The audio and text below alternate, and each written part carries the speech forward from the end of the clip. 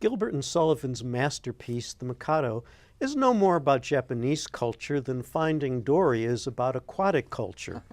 W.S. Gilbert put a foreign wrapper around British manners and institutions to send up his own society.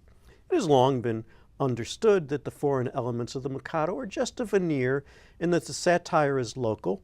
It's customary to localize the satire even further by supplementing or replacing the original lyrics and dialogue with jokes about the current time and place. The recent production at Union Avenue Opera followed this tradition by putting a contemporary twist on the lyrics of I Have a Little List, the Lord High Executioner's famous song about the people who deserve to be executed. We were treated to the skewering of 2016 presidential politics, a major construction project near the theater, and the owner of a professional sports team no longer in the area. But director Eric Gibson didn't stop there. To minimize what might be interpreted as negative stereotyping and cultural appropriation, Gibson dispensed with the foreign setting entirely. The action took place in the 1920s in a British men's club with a Japanese theme. Some influence of Japanese culture could be seen in the impressive designs, but the Japanese elements weren't connected to the satire. The costumes were by Teresa Doggett, the set by Jeff Beam, the props by Laura Skroska, and the lighting by Joe Clapper. For me, the British trappings fit in perfectly with Gilbert's lampooning, even if all the action did not fit in perfectly with the setting. I know some people were confused by the resetting, but it wasn't a problem for me.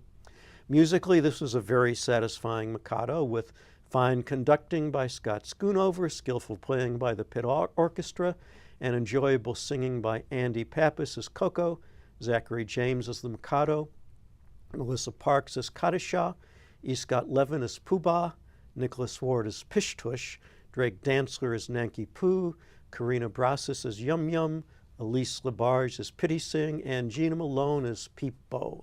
The comedy was very broad and made the most of the contrast in size between the local officials and James's lanky Mikado, the very model of imperial pomposity.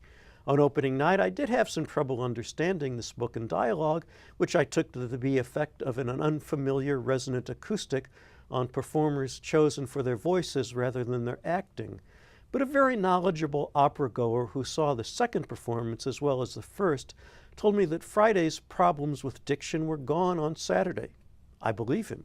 Well, that was good to hear that that's true. I'm not sure that, for me, it gained, I think it lost something in putting in the Gentleman's Club, something that you get with the way they treat the Japanese designs when you have that. But let's hear some of the Gilbert and Sullivan music.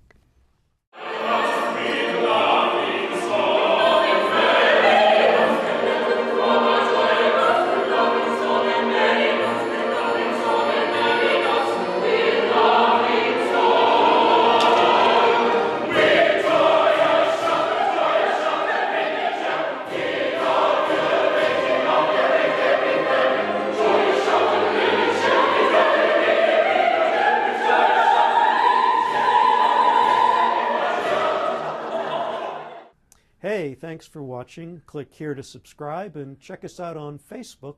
The link is below.